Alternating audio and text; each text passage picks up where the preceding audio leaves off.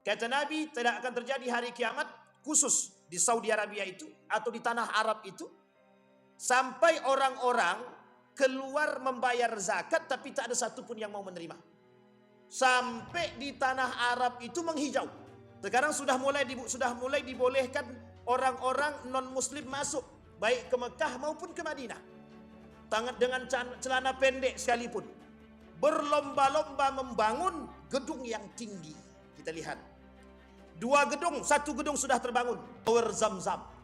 Sudah tertinggi, lebih tinggi daripada menara Masjidil Haram. Apa kata mereka? Saatnya Saudi menjadi negara sekuler. Artinya apa? Bukan tanpa alasan, bukan.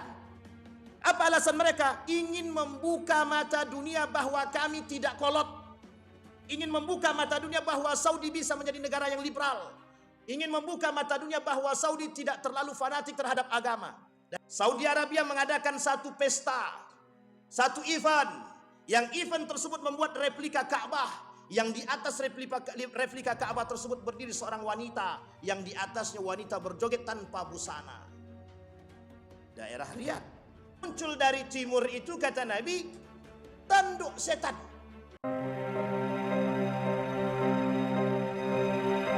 Nabi, la taqumus sa'ah hatta yaqsura al-malu wa yafidu hatta yakhruja ar-rajulu bi zakati malihi fala yajid ahadan yaqbaluha minhu wa hatta ta'uda ardal arabi murujan wa anhara.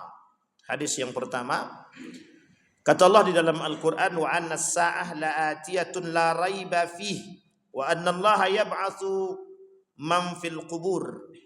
Kata Allah di dalam Al-Quran, sesungguhnya kiamat itu pasti akan terjadi dan tidak ada keraguan sedikit pun. Sama halnya ketika Allah berbicara tentang Al-Quran, la raiba fih, sama. Bahwa Al-Quran itu tidak ada sedikit pun keraguan di dalamnya. Begitu juga kedatangan yang disebut dengan hari kiamat pasti akan datang.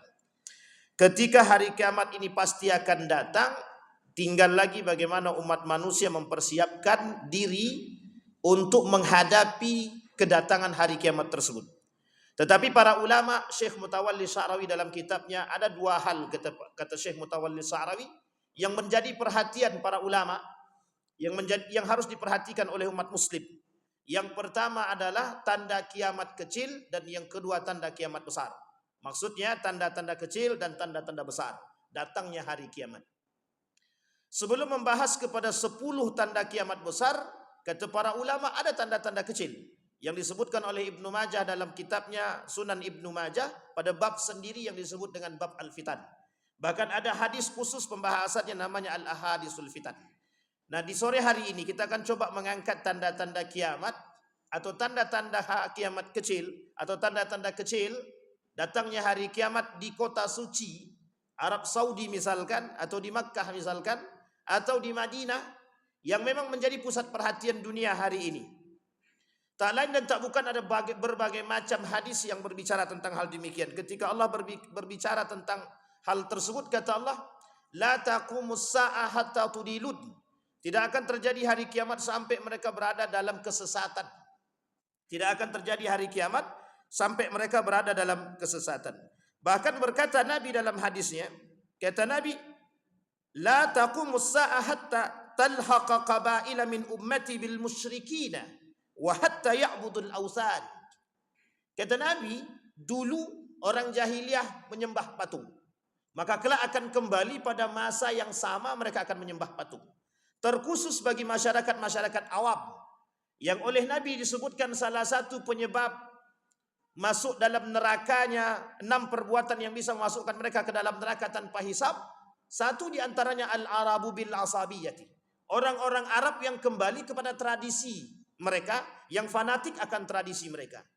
Salah satu tradisi orang Arab, fanatisme mereka terhadap tradisi mereka tentang nenek moyang mereka. Apa yang dilakukan oleh nenek moyang mereka terhadap agama mereka terdahulu bil musyrikin. Mereka musyrik, mereka kembali kepada masa jahiliyah. Setelah datang kepada mereka kebenaran, mereka tolak kebenaran tersebut. Jahiliyah. Nah, sekarang kata Nabi, kelak di akhir zaman Saudi, bukan hanya Saudi, orang-orang Arab akan kembali kepada masa kejahilian tersebut. Lebih tepatnya kepada kemusyrikan itu. Musyriknya adalah, kata Nabi, mereka akan menyembah kepada patung-patung ya'budul asnam. Tapi apakah patung di situ sifatnya patung yang benda mati? Maka berbagai macam pandangan para ulama. Ada yang mengatakan yang disebut dengan patung di situ patung bernyawa. Artinya adalah manusia yang hidup, atau artinya benda-benda yang bisa mengajak mereka dan lain sebagainya. Bapak Ibu sekalian yang berbahagia, kata Nabi tidak akan terjadi hari kiamat sampai mereka, kelompok-kelompok dari mereka itu bermunculan, dan mereka itu menyembah benda, manusia, dan barang-barang yang lain. Sehingga kalau ketika disamakan dengan kondisi sama. Dulu menyembahnya patung, benda mati. Sekarang yang disembah benda hidup. Kita lihat kenyataan di Saudi Arabia. Apa yang terjadi di Saudi Arabia hari ini? Kita lihat pada poin yang pertama. Kata Nabi di dalam hadisnya, la taqumus sa'ah hatta yaksural mal wa yafid, hatta yakhruja ar-rajul bizakati fala yajid ahadan yaqbaluha. Kata Nabi, tidak akan terjadi hari kiamat khusus di Saudi Arabia itu atau di tanah Arab itu sampai orang-orang keluar membayar zakat tapi tak ada satupun yang mau menerima.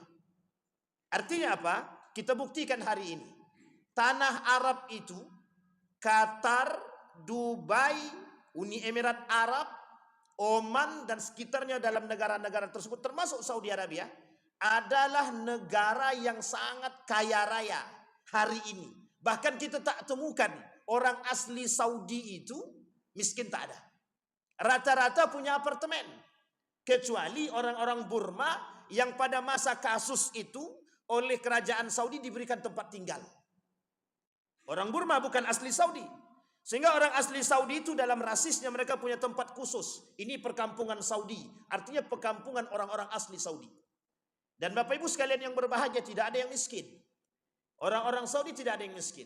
Bapak Ibu kalau datang ke Oman, itu ada kotak khusus. Bahkan ada kalau Bapak Ibu datang ke Dubai, ke Qatar itu, Dubai, itu ada tempat khusus makanan yang sudah disediakan. Yang boleh ngambil makan itu orang tak mampu saja. Bahkan ketika CCTV memperlihatkan itu dari beberapa jam itu, bahkan tak ada satupun yang datang ngambil itu. Nah, coba saking kayanya.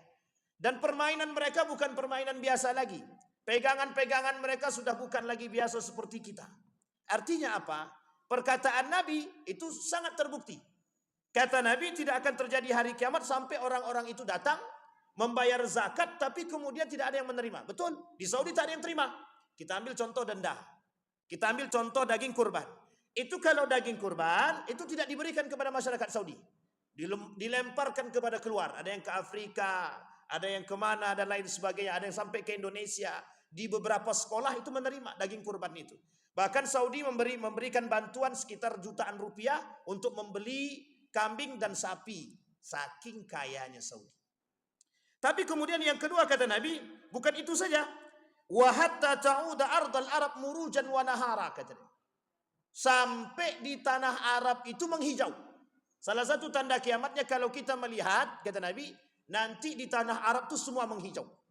Kalau kita kembali kepada kasat mata kita, dari tanah gersang hari ini sudah menghijau. Apa yang tak bisa dilakukan oleh Saudi hari ini? Dengan kebesaran mereka, dengan duit mereka yang begitu melimpah, Saudi bahkan mampu membuat rumput-rumput buatan. Bahkan Saudi menaruh di setiap jalan itu khusus. Ada saluran pipa air dan mereka tak perlu lagi menyiram itu dengan orang yang datang, cukup dengan mesin. Mereka akan siram sendiri kapan waktunya dan penghijauan terjadi di Saudi Arabia. Apalagi kalau kita ke Taif, mulai masuk perbatasan Taif atau gerbang Taif, sudah kita lihat sepanjang jalan hijau semua. Artinya apa? Betulkah perkataan Nabi bahwa hari ini Saudi itu menghijau? Kalau secara kasat mata benar. Tapi kita lihat bagaimana pandangan Imam Nawawi tentang makna tersebut. Kata Imam Nawawi, makna tanah Arab menjadi ladang yang hijau, wallahu a'lam, adalah orang-orang meninggalkannya. Artinya apa? Orang-orang asli pribumi nanti kelak akan hilang sedikit demi sedikit, atau orang mulai menghilang daripada itu, tak ada lagi yang menginjaknya. Ini kalau dalam pandangan Imam Nawawi. Maksudnya apa? Kelak Saudi Arabia itu dengan kondisi dia yang seperti itu akan menjadi sunyi. Kapan sunyinya? Ketika datangnya masa yang disebut dengan hari kiamat, munculnya kaum-kaum munafik di tengah umat-umat muslim kelak. Tak salah kah? Tak salah. Sekarang sudah mulai dibolehkan orang-orang non muslim masuk baik ke Mekah maupun ke Madinah. Dengan celana pendek sekalipun. Baru pulang saudara saya dari Mekah. Apa kata dia? Di pelataran Masjidil Haram sudah ada orang Cina di situ tanpa pakai celana pendek. Di perbatasan di pelataran Masjidil Haram. Coba bayangkan. Artinya apa? Saya mengutip dari pernyataan Ustadz Firanda. Kata Ustadz Firanda itu memang liberalisme itu merajalela. Cuma di Saudi itu khususnya kata beliau, memang liberal itu dah masuk, liberalisme itu dah masuk, hanya saja pluralisme belum. Maksudnya pluralisme itu apa? Membenarkan agama yang lain di Saudi mungkin tidak diterima. Tapi liberalisme di Saudi itu sangat terjadi. Nanti kita lihat pada hadis yang ketiga. Betul apa tidak pernyataan demikian? Seperti apa yang dikatakan oleh Allah, oleh baginda Nabi Muhammad SAW tentang Saudi. Bapak Ibu sekalian yang berbahagia, muncul pernyataan dari kalangan-kalangan yang lain. Jangan pernah menghina Saudi. Betul, kita tak menghina Saudi. Kita tidak menghina Mekah dan Madinah. Tapi kita melihat dengan mata kepala kita sendiri, dengan fakta yang kita guliti daripada hadis baginda Nabi Muhammad SAW. Artinya apa kata Imam Nawawi? Orang-orang yang meninggalkan tanah Arab, yang disebut dengan ketika itu tidak ada lagi yang menginjak tanah Arab, semua kembali menghijau. Tidak ditanami dan disirami dari sungai-sungainya. Demikian itu sebab jumlah kaum laki-laki sedikit, banyaknya perperangan dan kerusuhan, dekatnya kiamat, kata beliau, minimnya harapan dan tidak adanya waktu untuk mengurus hal tersebut. Ini pernyataan Imam Nawawi. Tapi dalam pernyataan imam yang lain mengatakan, dalam ulama hadis mengatakan, yang disebut dengan menghijau itu bermunculan perkara-perkara yang hijau yang bisa didatangkan dengan aspek dunia dan kecanggihan. Kita ambil contoh. Dulu di Dubai itu, oleh seorang ilmuwan yang konon katanya ilmuwan ini datang dari Indonesia. Oleh Dahlan Iskan dia datang ke sana, ke Dubai untuk bertemu dengan orang tersebut. Apa yang dilakukan oleh ilmuwan yang konon katanya orang Indonesia tersebut? Dia bisa menciptakan padang pasir atau padang yang tandus itu dengan tumbuhan-tumbuhan. Sehingga bisa menghijaukan padang pasir, bisa menghijaukan padang yang tandus. Artinya apa? Semakin naiknya teknologi, itu dimanfaatkan oleh negara-negara yang mayoritas notabene mereka adalah penemu minyak, dengan kekayaan mereka disebabkan oleh minyak tersebut, akhirnya adalah mereka bisa menghijaukan padang pasir tersebut. Bapak Ibu sekalian yang berbahagia, boleh cek, boleh kita lihat.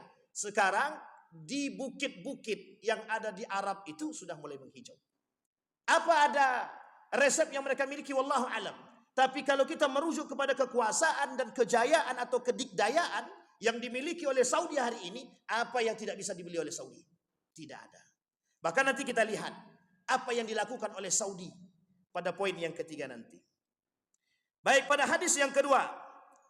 Hadis yang kedua tentang bermunculannya tanda-tanda kiamat di Saudi Arabia. Berlomba-lomba membangun gedung yang tinggi. Kita lihat. Satu gedung sudah terbangun. Satu gedung sudah terbangun. Yang disebut dengan jam gadang. Apa namanya? Tower Zam-Zam. Sudah tertinggi, lebih tinggi daripada menara Masjidil Haram. Maka akan dibangun oleh Muhammad bin Salman. Anak daripada Raja Salman akan membangun gedung yang lebih tinggi lagi. Artinya, apakah sejalan dengan perkataan baginda Nabi Muhammad sallallahu alaihi wasallam dalam hadisnya? Kata Nabi yang artinya Rasulullah sallallahu alaihi wasallam bersabda, jika seseorang budak wanita melahirkan tuannya dan jika engkau mendapati pengembala kambing yang tidak beralas kaki dan tidak berpakaian saling berlomba meninggikan bangunan. Disebut oleh para ulama, siapa mereka pengembala kambing itu? Pengembala kambing itu adalah tradisinya orang Arab dahulu. Orang suku Badui, kita ambil contoh baginda Nabi Muhammad SAW. Memang bukan dari suku Badui tapi suku Quraisy. Baginda Nabi dulu kecilnya sebagai apa? Pengembala kambing. Siapa gembala kambing? Siapa yang dikembala? Kakeknya, pamannya. Ini menjadi sebuah tradisi mereka. Artinya apa? Hadis ini merujuk kepada pemahaman demikian. Akan kalian lihat bangunan megah di Saudi Arabia.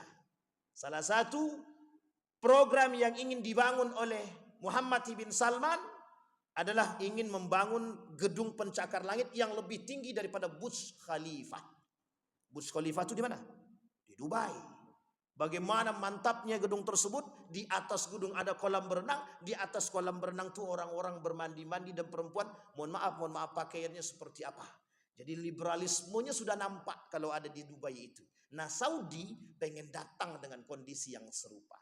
Apa kata mereka? Saatnya Saudi sekuler. Saatnya Saudi menjadi negara sekuler. Artinya apa? Bukan tanpa alasan, bukan. Apa alasan mereka? Ingin membuka mata dunia bahwa kami tidak kolot. Ingin membuka mata dunia bahwa Saudi bisa menjadi negara yang liberal. Ingin membuka mata dunia bahwa Saudi tidak terlalu fanatik terhadap agama. Dan ada yang lain. Ada alasan yang lain. Ada. Bahwa Saudi ingin mengatakan kepada dunia, pendapatan Saudi bukan hanya datang dari minyak, tapi kami akan mencari pendapatan yang lain dari pariwisata. Kelak Saudi menjadi satu-satunya negara dengan pariwisata buatan yang tidak dimiliki oleh dunia manapun. Itulah cita-cita. Maka salah satu cita-cita daripada Muhammad bin Salman itu ada namanya NEOM. Salah satu nanti yang akan mereka bangun. Nanti mereka akan bangun gedung berbentuk Ka'bah. Tapi bukan Ka'bah, hanya gedung berbentuk Ka'bah. Dan ini nanti akan terjadi, akan mereka buat di Riyadh. Di situ tempat kemaksiatan boleh kita lihat nanti. Berbagai macam aktivitas-aktivitas seni dan lain sebagainya. Perempuan yang tidak lagi berkerudung, semuanya bercampur baur antara laki-laki dan perempuan. Mereka sediakan. Bahkan nanti ada namanya pulau penyu yang mereka akan buat juga dalam proyek yang dibangun oleh Muhammad bin Salman. Artinya apa? Mereka akan membangun gedung-gedung yang tinggi pencakar langit untuk mengatakan bahwa hadis yang dikatakan oleh baginda Nabi tersebut terbukti. Apakah ini kebetulan? Tidak. Nabi dah kata, semua perkataan Nabi pasti akan terjadi. Artinya apa? Ketika kita masuk ke Masjidil Haram, kita akan lihat menjulang tinggi. Ada yang disebut dengan Tower Zamzam, jam gadang. Lihat jam gadang tersebut. Oleh sebagian ulama dikatakan ini bagian daripada tanda kiamat. Tapi para ilmuwan mengatakan bukan. Kenapa bukan? Karena masih banyak gedung-gedung yang lain. Masih banyak menara-menara masjid yang juga sama tingginya. Sehingga kemudian dari ilmuwan yang lain mengatakan bahwa hal tersebut tidak terbukti. Dan yang lain mengatakan bahwa hadis tersebut dhaif. Terlepas daripada dhaif atau tidak dhaifnya hadis tersebut, bahkan perkataan Nabi hampir terbukti bukan hanya di Saudi Arabia. Bapak Ibu boleh lihat sekarang gedung-gedung yang lebih tinggi di Indonesia ini. Apakah gedung tersebut lebih tinggi daripada menara masjid? Itu bisa kita buktikan. Terkhusus di Jakarta. Boleh kita lihat mana gedung yang paling tinggi. Apakah menara Masjid Istiqlal atau gedung-gedung pencakar langit yang itu adalah sifatnya perkantoran. Bahkan di Dubai itu bukan perkantoran, bukan. Tempat maksiat. Burj Khalifah menyediakan tempat-tempat wanita-wanita yang mohon maaf, ini yang disebut dengan liberalisme, sekulerisme. Bagaimana membuat tempat tersebut menjadi liberal? Artinya apa? Kebebasan itu tidak menutupi agama, bukan menjadi poin penting untuk menjadi mereka lebih bebas. Artinya mereka buat tempat khusus bagi mereka yang jadi liberal. Ketika kita sandingkan kalimat ini kepada mereka, mereka menafikan. Tapi ketika layar televisi menunjukkan bahwa liberalisme satu negara tersebut terjadi yang notabene adalah negara Islam, mereka mungkin tak bisa menolak. Hanya saja mungkin mereka berkilah bahwa kami adalah negara Islam. Negara Oman misalkan, negara Dubai, negara Qatar dan lain sebagainya, negara-negara Uni Emirat lainnya berlomba-lomba ingin membentuk Eropa yang baru di Timur Tengah. Ingat kalimat itu, Eropa di Timur Tengah. Jadi bukan Eropa lagi yang di sana. Eropa akan pindah ke timur. Inilah yang ingin mereka bangun. Satu pandangan bahwa negara-negara Timur Tengah bisa menjadi negara-negara seperti di Eropa. Pada hadis yang ketiga, kata Nabi pada hadis yang ketiga, tanda-tanda datangnya hari kiamat di Saudi Arabia. Kata Nabi, negara Saudi Arabia, negara Arab akan menjadi negara pariwisata. Negara pariwisata, ketika kita berbicara tentang pariwisata, kita berbicara tentang fenomena. Apa yang terjadi yang bisa kita lihat dalam fenomena-fenomena pariwisata? Kita bisa lihat fenomena-fenomena yang terjadi dalam pariwisata pada tahun kemarin. Karena ini sudah 2025, kita merujuk sedikit di tahun 2024. Saudi Arabia mengadakan satu pesta, satu event. Yang event tersebut membuat replika Ka'bah. Yang di atas replika Ka'bah tersebut berdiri seorang wanita. Yang di atasnya wanita berjoget tanpa busana. Daerah Riyadh. Kita tak lihat. Dengan penyediaan pariwisata. Bahkan mohon maaf. Bermunculan diskotik-diskotik. Kemudian bioskop-bioskop. Di beberapa kota-kota di Saudi Arabia, termasuk di kota Madinah dan juga di kota Makkah. Meskipun yang tak masuk dalam perbatasan haram, tapi setidaknya itu sudah menunjukkan kepada kita kebebasan yang diberikan atau yang dibuka oleh penguasa-penguasa tersebut agar jalur sekuler mulai masuk sedikit demi sedikit. Artinya apa? Tidak hanya kebebasan wanita yang kami berikan, tapi kebebasan beraktivitas, berkreativitas juga akan kami buka bagi masyarakat-masyarakat. Agar mereka bisa terlepas dari kongkongan-kongkongan tradisional. Mereka anggap bahwa Islam ini datang dengan ketradisionalan. Artinya apa? Orang yang berpegang teguh pada nilai-nilai keislaman itu disebut sebagai orang-orang yang kolot. Merujuk kepada pemahaman Rashid Ridha, seorang ulama yang ahli tafsir. Apa kata dia? Kata, Islam perlu membuka pola pikir. Jangan tertutup dengan kongkongan-kongkongan tradisi agama. Artinya apa? Buka pikiran agar bisa sedikit lebih liberal. Dan kita bisa menerima kedatangan-kedatangan bangsa yang lain dengan program-program atau proyek-proyeknya Eropa. Cara mereka merusak pola pikir manusia. Bapak Ibu sekalian yang berbahagia, itulah yang terjadi di Saudi Arabia. Bahkan dalam riwayat yang lain Nabi kata kelak akan muncul dari timur itu, kata Nabi, tanduk setan. Yang oleh sebagian ulama berbeda pendapat. Ada yang mengatakan dari Najd, ada yang mengatakan perbatasan Saudi, ada yang mengatakan itu di Iran dan lain sebagainya. Dalam tiga pandangan itu ada ulama yang berpegang pada mengatakan itu berada di perbatasan Saudi Arabia, ada yang mengatakan itu di Najd, ada yang mengatakan itu di Iran. Artinya adalah yang disebut dengan timur itu apa? Dari daerah-daerah timur ini akan muncul liberalisme dan sekulerisme. Artinya apa?